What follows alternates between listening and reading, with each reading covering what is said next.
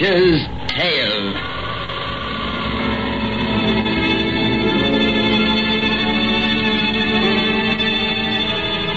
The fascination of the eerie, weird, blood-chilling tales told by old Nancy, the witch of Salem, and Satan, her wise black cat. They're waiting for you, now.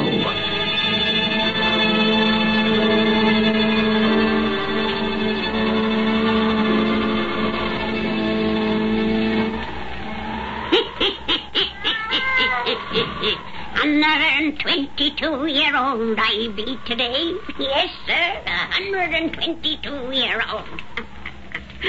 Well, Satan, tell everyone to douse their lights. That's it. We want lots of darkness when we tells our bedtime stories. Now, draw up to the fire and gaze into the embers. Gaze into 'em deep. And soon, by the light of the moon and the stars, you'll see a barren stretch of land where two roads meet in old Massachusetts state. 3 policemen stand a-talking there beside their motorcycle bikes, and soon you'll hear the story of the haunted Crossroads. The haunted Crossroads.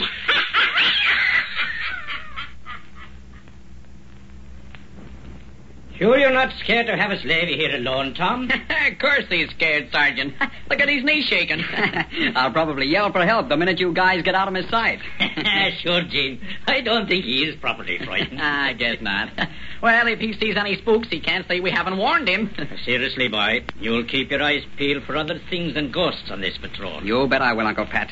And I hope it's my luck to have the skunk who knocked up Smith and Barclay here start something with me. Well, I hardly think that'll happen. Those killings weren't done by the same man. They were both stabbed in the back the same way. Oh, well, that doesn't prove anything. Several fellows were stabbed to death here right after the Civil War. And another about 20 years ago, according to all records.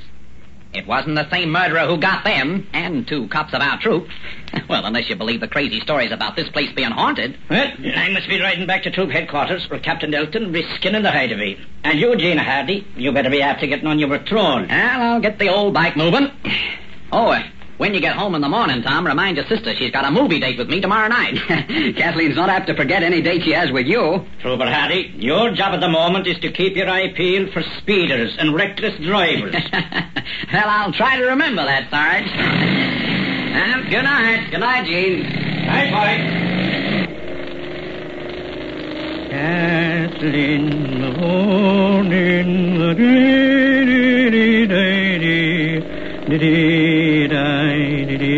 Uncle Pat! What the? Tom! I'm coming back, kid. Coming back. Gene! I'm coming, Sarge. It's Tom, oh, merciful God! Sarge, what is it? What has happened? Come, quick! I'm here. What happened? Tom! Yes, he's dead. He can't be dead. We just left him. I started right after you rode away. Then I heard him yelling, oh, merciful God, I raised that boy. He was like my own son. He's been stabbed in the back. Oh. Just as Smith was stabbed a week ago, and Barclay. Here at these same rotten crossroads. Now pull yourself together, Sarge. Oh, God. You know what I thought of Tom. But we're cops. Listen, you were back here before I did. You must have seen who... I saw no more than you see now. Whoever did it got away. Take it easy. Take it easy. Tom wasn't alone here more than a minute. No one could have gotten to him across these open fields and then away again between the time I left and come back. Yet I saw no one but him and you. What was that? A woman's laugh. A woman's laugh. You hear it too? It sounded here, beside me. Right here beside us, at my very elbow. Yet no one's here that we can see.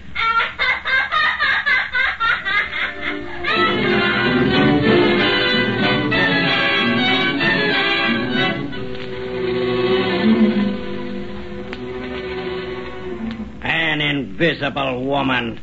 That's the craziest part of your whole crazy story. But we did hear it, Captain Elton. It's true, so help me. But there wasn't any woman, by your own confession. You said you searched and couldn't find her. We looked everywhere around, sir, but there's no place there for anyone to hide. Then, like the hicks around here, you've come to the conclusion those old crossroads are haunted. A female ghost stabbed Tom Fallon with a very ungodly steel knife, I suppose. which she carried away with her because you couldn't find it either. That's a fine way for two policemen to explain a murder. We're only telling you what really happened. But it couldn't have happened. Just the same it did. Now look here, sir. Tom Fallon was my closest friend. I'm engaged to marry his sister. And Sergeant McGee here is his uncle. You don't think we'd lie to you when Tom's dead body lies out there in the squad room? He was like me own son. Oh, here, Sergeant Pat. Sit down. I'm sorry I have to pound at you like this. But Tom is the second of the troop that has been killed inside a week. At the same place. In the same way. And last year we found Barkley dead there. 3 policemen stabbed to death, and we haven't a single lead to the rat who did it. You think the same person killed them all, sir? Yes, and that person's a man, not a laughing, invisible woman. A man with strength enough to kill with a single blow. Hardy, you say Fallon wasn't out of your sight for more than a few minutes before you heard him scream. Well, I'd only passed the first turn south of the Crossroads, sir. A minute and a half at most. And you got back to him in about half that time. How about you, Sergeant McGee? I left Tom right after Trooper Halley rode away, sir, and headed north. And neither of you saw any vehicles approaching from the east or west, nor past any? No, sir. There was no traffic at all.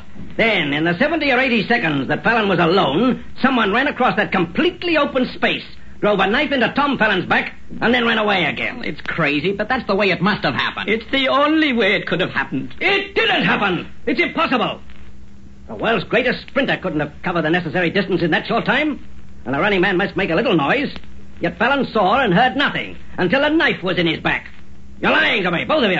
By the Lord, if I didn't know how close you were to the boy, I'd say you bumped him off yourself. Captain L, don't say that, don't. Oh, I'm sorry. I don't mean that, of course.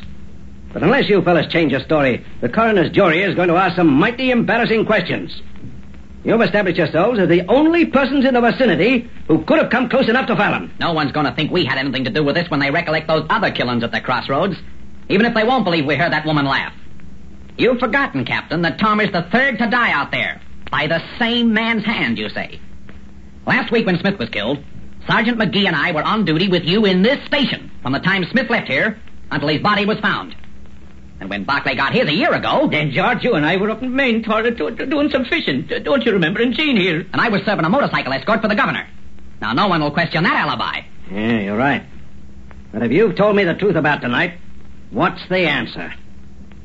I didn't have to listen to such a nutty yarn about Smith's and Barclay's murders, for no one was near him when it happened. They'd been dead for hours when found. Oh, excuse me, boys, the things I've said. But if I don't find someone to pin these stabbings on pretty soon, I'll be believing those damn Crossroads are haunted. That's all. Just a minute. Come. Miss Fallon is here, sir. Bring her in. Yes, sir. Does she know her brother is... No. I telephoned her to come down here. That's all. You'd better break the news, Pat. You're her uncle. No, not me. I can't even see her now. Let me out this other door before she... Quiet. Here she is. Captain Nelson, why did you telephone me to come down here? Jean, Uncle Pat, why are you here? What's wrong? Let me out of here. Let me out. Uncle Pat, it's Tom. Something's happened to Tom. Don't look at me. I don't know anything about it. Kathleen, dear. Miss Fallon. Tom was posted at the Crossroads tonight. He's been killed there, like the others. Yes. Your brother is... Tom. Oh, Tom. Dearest Kathleen. Let me out of here. Oh, let me out. Oh, Pat. I can't bear to hear her cry like that. I can't bear to have her eyes upon me. She has eyes like Tom, and they accuse me. They accuse me. Accuse? Before God, I swear I didn't mean to kill him. Sergeant! You? Yes, I killed him. I didn't tell you the truth. I never left him at his post at all. I killed the boy I loved because something from the blackest hell got into me. I stabbed a knife into his back because I couldn't help myself. I was made to do it. No, I'll pay for what I've done. Don't let him get his gun! He shot himself. Uncle Pat. He's dead. Tom Fallon's murderer has just killed himself. He stabbed my brother. Oh, no, he couldn't. You heard what he said, Miss Fallon. But who killed Smith and Barclay? McGee couldn't have done that. No. Why did he say he couldn't help himself? That he was made to kill his nephew? And what was the meaning of that woman's laugh I heard?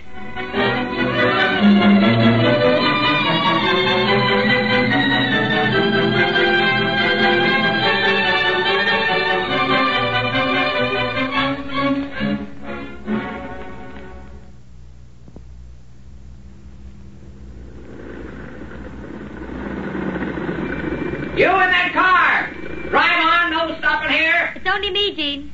Kathleen! You can put away your gun.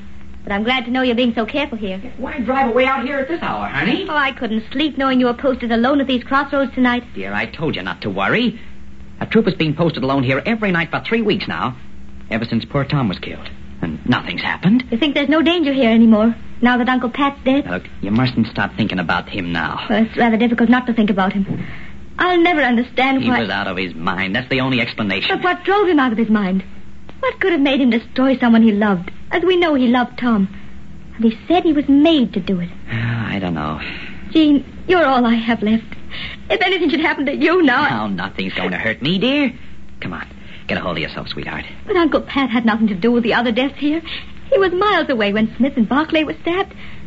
Jean, maybe this place is haunted. Oh, you don't believe that stuff any more than I do. You're just all upset and... Now, here.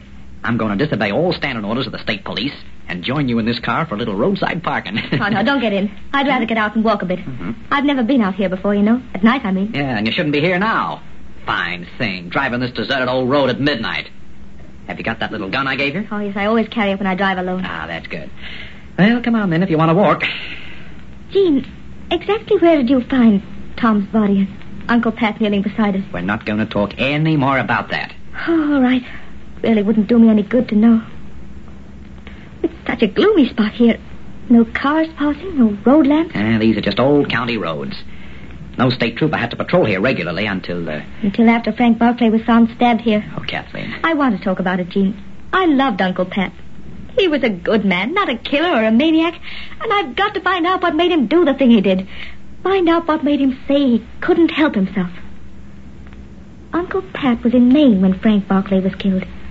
Tell me about that. Well, all I know is that Barclay didn't report on schedule. When they found him, he'd been dead for several hours. And then Smith, just a week before Tom. Like Barclay, he'd been dead for a long time when found. But Uncle Pat couldn't have done it. Oh, he wasn't out of my sight, and that of a dozen others at any time that night. Well, after that, Captain Elton made this a fixed post. Oh, I can't understand it. Neither can anyone else. And 70 years ago, the papers say, a town constable was stabbed here, and another constable about the time when we were children. That makes 5. All policemen. It's screwy, all right. But you mustn't think about it anymore, dear. And, look, don't worry about me. Look around here. There's nothing but open spaces, sand and grass, and 2 level hard dirt roads. Why, there isn't a bush or stone big enough for a cat to hide behind, let alone a man with a knife. No one could come close to you here, except someone you knew and trusted. As Uncle Pat was trusted by Tom. As you trust me. That's enough nonsense now. Go home, go to bed, and sleep. Yes, and keep that little automatic of yours handy on the way. Night driving's no business for a woman. I wish you'd let me stay. Not a chance. Do you want me to lose my job? That's what happens to cops who entertain ladies during business hours. But it's so gloomy here. So silent and eerie. It looks like a haunted place. Oh, bunk. Here, give me a kiss and say goodnight. Oh, Jean, I can't lose you. You're not going to. I'm safer here than I'd be in a church. What was that? A woman laughing. That's what I heard the other night. Look there. A woman's in the road. She wasn't there a moment ago. I'll soon find out. Jean, come back here. Look, stay in the car, Kathleen. You in the black dress. I want to talk to you. No, don't follow her, Jean. Come back. Wait, I tell you, whoever you are. Don't walk away from me. I'm an officer of the Don't law. come any closer to her. Don't. Don't let her touch you, Jean. Keep away. She disappeared. She vanished as I watched her. Where did she go to? Come back here, Jean. Come back. Come back. I'm coming. What happened to that woman? I'm coming. Jean, what's happened to you? I've got to do it. Why do you stare at me like that? Got to do it. Got to do it. Why are you opening that pocket knife? I can't help myself. Can't help myself. You look as though you didn't know me. As though I'm someone you hate. Jean, I'm Kathleen. You love me. Kathleen. Love. Don't come any closer. Keep away. Kathleen. Love. Your gun, Kathleen. Shoot me before I reach you. Shoot me. It's the only way to stop me, but I can't help myself. No. Yes, shoot me or I'll kill you with this knife. Oh, you're mad. Shoot. Shoot, I say, before I drive this knife into your back. Oh, may God forgive me.